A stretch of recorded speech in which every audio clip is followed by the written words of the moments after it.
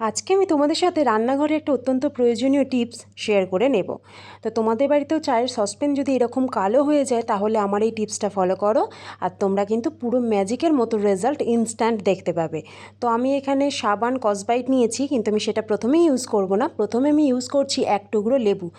একটা গোটা লেবুর 1/4 টুকরো আমি নিয়ে প্রথমে সসপ্যানটার মধ্যে ভালো করে বুলিয়ে নিচ্ছি। দেখো ইনস্ট্যান্ট তোমরা কিন্তু ম্যাজিকের মতো রেজাল্ট তোমরা কিন্তু সঙ্গে সঙ্গে দেখতে পাচ্ছ। তোমরা বাড়িতেও অবশ্যই করে দেখো, অবশ্যই তোমরা সঙ্গে সঙ্গেই তোমরা দেখতে পাবে।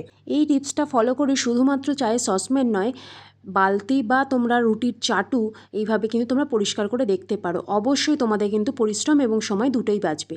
তো 10 মিনিট আমি এটাকে রাখার পর আমি অল্প করে ভিম বার সাবান নিয়ে আমি কিন্তু দেখো বাসনগুলোকে যখন হালকাভাবে একদম মাজছি, কত সুন্দর পরিষ্কার হয়ে গেলে। তোমরা কিন্তু নিজে চোখেই ম্যাজিকের মতো রেজাল্ট দেখতে পেলে। তো ভালো লাগলে অবশ্যই লাইক করে দিও, আর বন্ধুদের সাথে অবশ্যই শেয়ার করে নিও, আর সাবস্ক্রাইব করে দিও।